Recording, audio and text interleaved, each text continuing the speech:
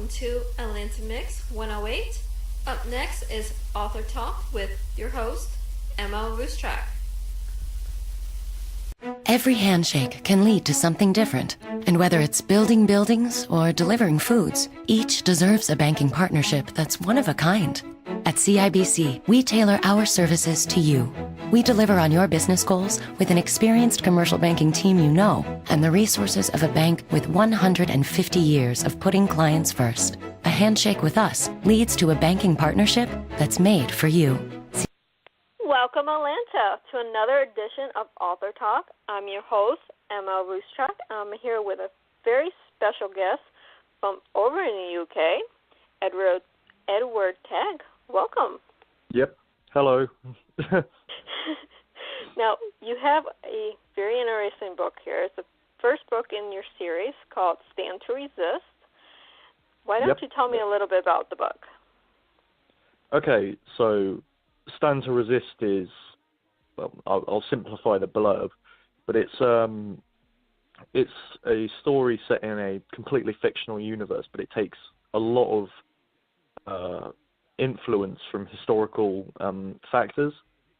So it's, imagine between the 1910s and the 1940s, that's sort of, if it were in our world, it'd be set there, but it's about a group, it's about a large group of characters, but primarily two, who are sort of have this war that's been put on top of them from an invading country, and there's no explanation at first why, but they eventually start to find out about why it's happening, and it tests their morals, and it's about the mental health and struggling with being forced into a conflict that they're not actually willing to fight.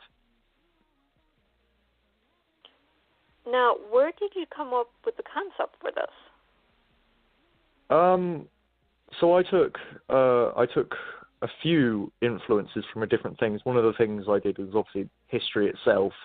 I do a lot of research on primarily World War One and World War Two history, but when looking at World War One, you look at the from 1916 onwards, especially for Britain, with the conscription laws, and it was that sort of idea of forcing people to go into a conflict when they have no choice, just because they reach a certain requirement. And that in itself, I've always thought that national service and all of that was fairly unfair, as long as they're consensual. But the story itself, it kind of stems from not only history, but it also stems from, I remember I got influenced by there was a story from Japan I heard that was based around the similar thing, around a people's militia. Can't remember it off the top of my head, the name of it, but that's sort of what gave me the foundation to the story, and everything else I built up from what I just imagined on the spot to what I put into detail. So there's a lot of inspiration that went into it. It sounds like you have a lot of details in here, and it's all intricate, and it all ties together to make this wonderful story. Yeah, I think I spent a bit too long on it, actually. Now, when as an people author, ask me, I can tell you, you never spend too long on your first novel. There's no such thing. That's true. When people ask me how long did it take me to write this, it's always a two-part answer. I say 4 months to write the final copy, which just involved at least an hour minimum every day throughout those 4 months. So I was writing for about 6 hours a day sometimes, just constantly, which got a bit tiresome, but it kept up my interest and made sure I didn't lose interest. But the full answer is it took me 2 years, because I spent 2 years planning this, because I had to research a bunch of political ideologies, languages used by in those sort of periods of time, how technology worked. And I think obviously research is very important, but I didn't want to be too focused, and I wanted to make some kind of outlandish thing, so I had to make justifiable sort of what's the word, like outlandish, really, yeah, like justifiable, like creative things. Yeah, conflicts, and making it where the people are actually justified in doing what they're doing. Yes. Yeah, and things like minerals or types of acts and the viewpoints on other people from other countries. That in itself is something I had to sort of be quite lenient towards. I didn't want to follow it strict to the bone, and I wanted to actually have my own personal touch to it. It would be like using latinum in Star Trek as a mineral that everyone wants, and they have conflicts about it throughout the series, but it's not a real... Yeah, but in this story, I don't touch on it way too much, but there is sort of in the lore of the story, most of the really sort of advanced crude technology is powered by a mineral called Ludicrysta, which the name in itself is kind of a joke because it's ludicrous. Right. So right. It's kind of just a stupid pun I made up on the spot, but it stuck. An author would get that. But it has, if mixed, I went into like sort of very, very, very minor science stuff, which is if it's mixed with certain chemicals, it has specific like traits, so it can become corrosive, it can become extremely flammable or heat resilient, and it's what explains some of the really creative and out of this world technology, such as one of the characters one of the minor characters it mentions is a naval officer, and his ship is considered to be like the pride of the Navy because it uses experimental Ludicrysta sort of technology that gives it either extended radars or extra firepower or that sort of stuff. But it's just like try and come up with something and try and fit it into the universe somehow. Yeah, I understand that. As a fantasy writer, I don't do the research, except if I'm researching a unicorn or something like that. But at the same time, you're trying to make it a universe that makes sense per the universe that you're writing in. Yeah. But you can still relate to... Yeah. It's the research I needed was to learn how to do certain ideologies that I decided to include it, but most of it was all creatively picked in anyway. Very interesting. Now, we had a chance to talk a little bit before the show started, which I love doing, by the way. You said you have a second book coming out. Yeah, so the series in itself, because it's called The Chronicles of Farthall, not to be confused with Farthall, which some people have accidentally said. It's sort of an episodic tale from. It's a different story each time, but it all ties together. So the first book here, Stand to Resist, is about a very narrow-minded story about a single war set within a single country, and it doesn't really change the setting.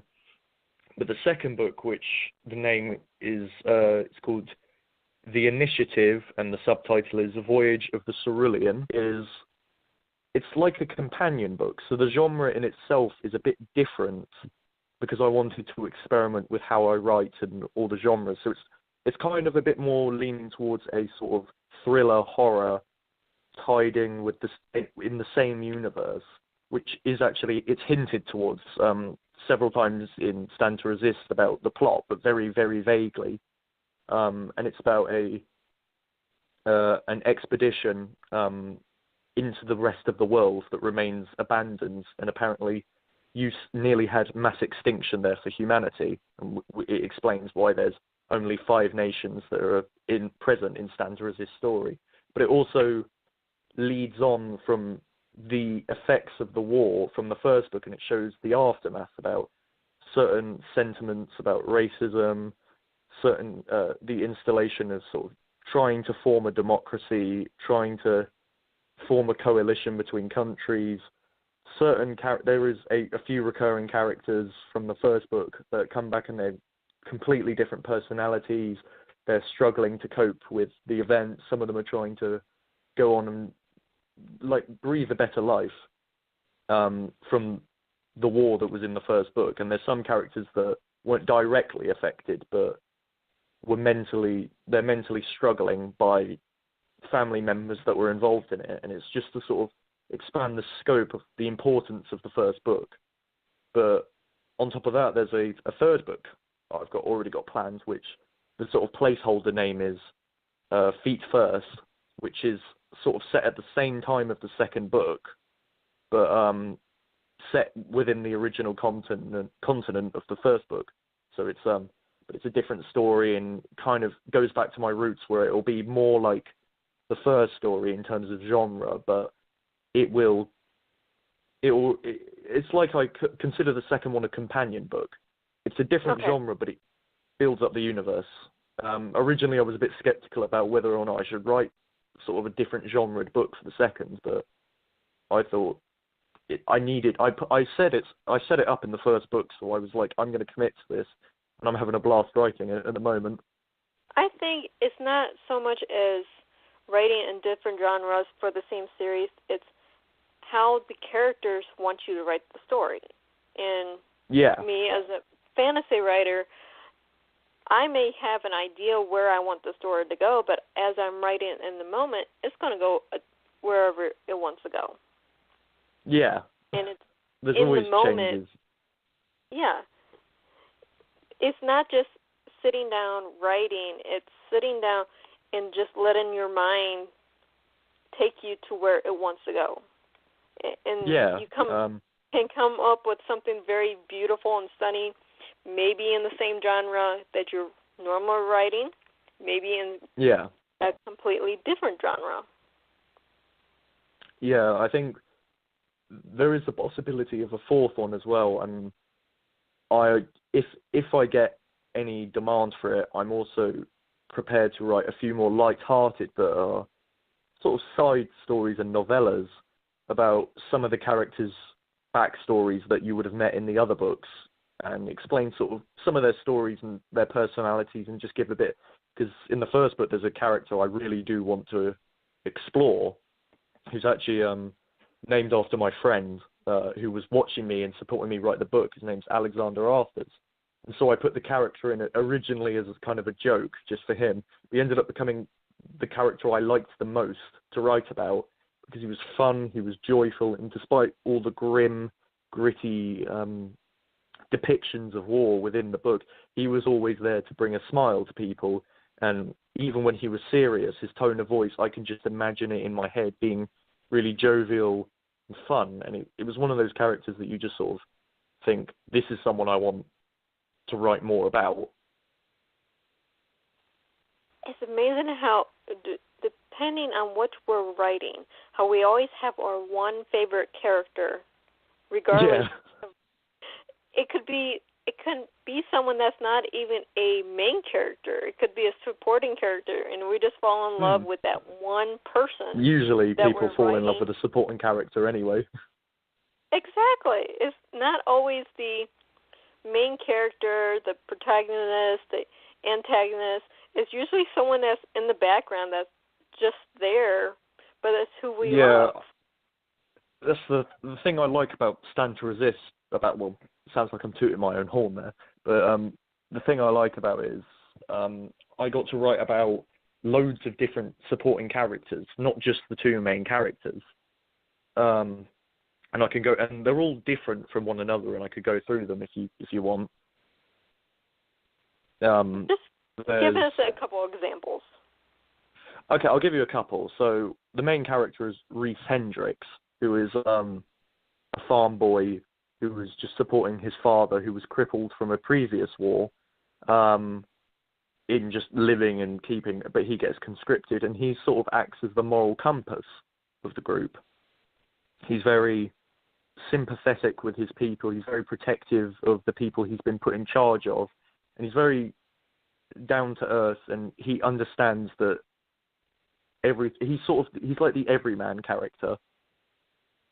He's your modern mindset for that sort of time period, but when you have there are other characters, such as another one that I really loved to write about was, there's a little girl called Evelyn, who is involved, and she was unjustifiably like conscripted despite being below the age. And she represents the sweetness and innocence of like the people being sent out to conflict, like in the conflict. Mm-hmm. And it was just, I really, really enjoyed writing about her. She didn't change that much, but a good example of the character who did change again is there's a character called Ella, who I really, really, really enjoyed writing about. She's a very nervous, really timid woman who's very dependent on her sister, who's also in the story.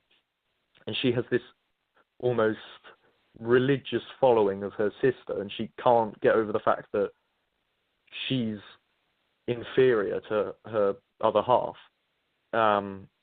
And that is, and it's the progression of her trying to become more confident in the face of conflict to try and benefit other people, whereas the horrors she's seen and the nervousness she gets is actually becoming a disadvantage to other people, and it's setting her and other people back. So it's like a journey of trying to combat anxiety. That is an excellent example, because we have so much today. You have all these conflicts going on, and you have the people that we see going off, and they can be the most nervous person, then come back and they find themselves, or you have the mental health going on too as well. Yeah. So it's kind of the two main characters, Reese. Yeah, Reese is, they're like a parallel to one another. Reese is supposed to talk about the declining health, while Ella is supposed to be talking about the sort of strengthening of mental health. So Reese is, they kind of go past each other. There's a midpoint, and then it just spirals into chaos, towards like the final conclusion. Well, of course, you can't have a second book if you don't have chaos at the end of the first book. Yeah. There's plenty of chaos in this. Really, if you think about it, any good book never ends with a happy ending. It ends with a cliffhanger with some type of chaos. Something's going on. So it finishes on a cliffhanger. For this one, I won't obviously spoil it, just in case anyone who listens actually wants to read it. But after the cliffhanger, there's an epilogue. Now, the epilogue does kind of answer the cliffhanger, but not in a way that makes it redundant or makes you ask questions about why it happened. But it also acts as the setup for the next book and introduces two characters that will be featured into the next book as supporting characters. So I used like the epilogue as a bridge between the two. Okay. So you're bridging the two, where my writing and a few other authors I know take the epilogue to make the chaos, which is the entrance of the second book. Yeah. Where your chaos is the last chapter, and then you have the epilogue to explain a little bit, to bridge. Yeah. The epilogue between the bridge and the second book, the last chapter and the bridge is just over 20 years. So there's plenty of cliffhangers and things that make you confused and things that make you go, why is it like this? Why did that happen? And it acts as like a giant twist that happened towards the end. And I wanted to, because one of the things I defined with the characters is when I made characters, I wanted to imagine what would happen to them. How would their personality sort of ironically go on to leading to either their downfall or their success in the story, or just their character arcs in general. So some characters are very nationalistic and very loving of their country, but that leads to them being reckless and blind to the sort of conflict, whereas the more morally sound characters are a bit more, they understand the chaos and it damages them, and that is what brings them down for the majority of the story, or lifts them up more. It's all varied on different characters. That's very interesting. as a whole new dimension or new world. I cannot speak today. A new world, and it's very interesting because you're tying in a lot of things that we have in history, things that are going on today in news and media, and then you're taking that to a different dimension and putting light on both sides. It's the same with all the nations. So there are, in Stand to Resist, 5 nations. There's Louise, there is Keelan, which is the focus of the story. There's Feruzia, who is the invading force. There is Redus, and there is Osarkon. So the main 3 ones in this story that are important are Redus, Feruzia, and Keelan. Sorry, I got confused because Osarkon's the country of importance in the sequel. But they're all based off different areas of our world. So Redus has come out of a civil war, but it's very heavily inspired by the Spanish Civil War of 1936, 1937. You have Feruzia, which is kind of a mix between Russia and the German Reich. You've got Keelan, which is it's got the culture of Britain, which is, so I knew how to write about it and about the historical British side, but it's also got sort of connotations of Poland and the vulnerability they had. And then you've got Osarkon, which is kind of like the Asian prosperity sphere of the nation. So it's the way it works is a feudal land that's run by clans, and it's very ancient sort of China, Japan sort of era. And then Louise is supposed to represent the neutral countries like Sweden and Switzerland, who sort of just they isolated themselves to try and protect them from the chaos. Right. So I like to drag in all of those influences. Yeah, I think I have a bit too much. Well, that's what makes a career writer, is always having something going on in your mind, and to be able to put all this together.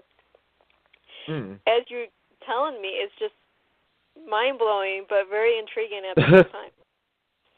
Well, I sort of thought this genre was best for me to write because not only am I obviously very historical, but I'm also in a air cadet squadron, which I told you earlier when we talked earlier, and I sort of understand the roles of military discipline. Now, it is just a cadet corps because I'm only 18, so I'm not exactly enlisting into the Royal Air Force. But I understand how the structure works, some of the language they use, and mixing that with history it makes me feel comfortable about writing it. I feel like I can write it confidently and feel like from my personal experiences I'm getting it somewhat right, I hope. You're 18 and you have a potential bestseller with 4 more books coming out. That's I published this when I was 17. That is astonishing. I published it. I only just became 18 on the 21st of September, so I'm still trying to convince myself I'm an adult. But I've been writing for years, but I actually, before I wrote this, I wrote what I would consider 3 other books, but I never dared to publish them. And I still am not convinced I should publish them and that I should rewrite them eventually. But that's just another story I'll come back to in the future. Okay, one thing I found out being in a publishing house and talking to other authors, the author is most critical when you're writing. Get a second opinion of your first books, your early books. You can always make it collection when you get your name out there and you get established, and you can go back, release it. Well, as if I get my name out there. Well, we couldn't get your name out there, really. And then release it as an early work, and then it's already going to have your fan base that's wanting more from you. Yeah. Another thing I'm thinking of releasing shortly is I've got my own poetry anthology coming out. I still need to decide which. I've written about 100 poems in the past year, and I'm still trying to figure out what I want to publish. So I'm just trying to sort of I'm not trying to spread myself thin of where I'm working, but I want to stay as widespread as I can within my comfort zone. Oh, honey, we need to get you a publisher. Seriously. Yeah, a publisher. I will admit, Kindle Direct Publishing wasn't the most fun of experiences. Yeah, we need to get you a publisher that can help you. Yeah, you have so much going on, and you're so young. Yeah. And brilliant, and yeah, you need to get a publisher, honey. Oh, I'm going to need help with finding that. I've never really found one. You have me. Well, this will be my third-party contact for publishing. Because I wanted to sell my books a lot cheaper than it actually went. I wanted to sell it for about £6. Or I don't know what that translates to in dollars. Sorry, but it's selling for £11 because it's a 400-page book. Right. Oh, I just dropped it. Well, that goes with cost, yeah. Yeah, and it's the printing cost is about £5.60 probably, plus the 30 or 40% royalties that Amazon gets. So I only make about £1 per sale out of the 11 it costs. Oh, honey, we need to get you a publisher. So bad. I'd appreciate it. You have such a brilliant mind, and the more you're talking, the more I'm like, no, you can't just do this by yourself.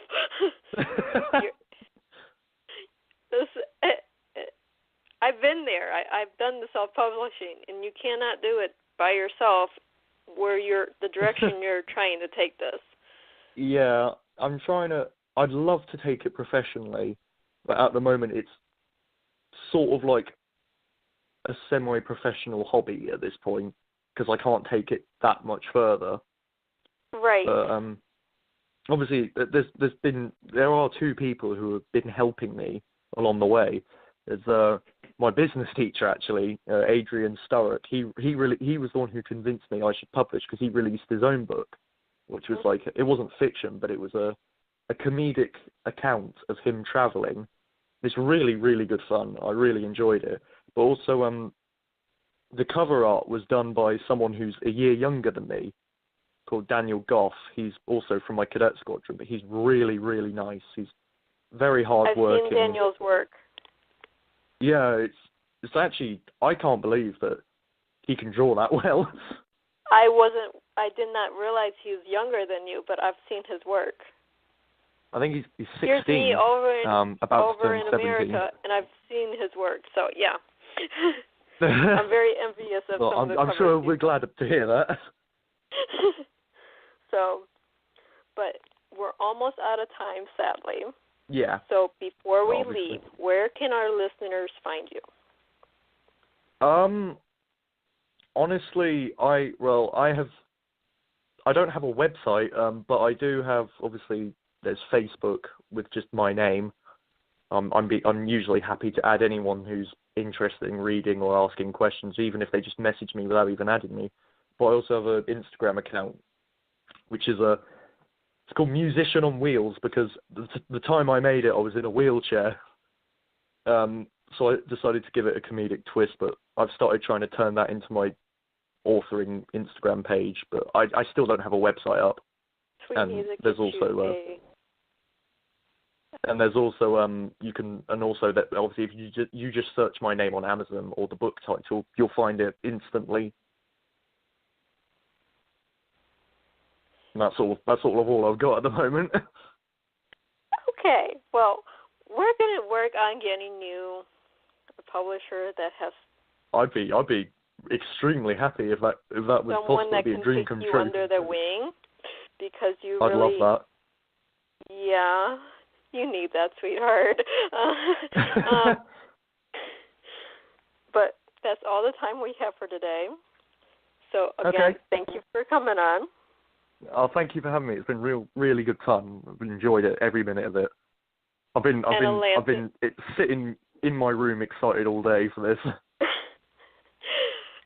And Atlanta, good night, happy reading, and watch out for this one.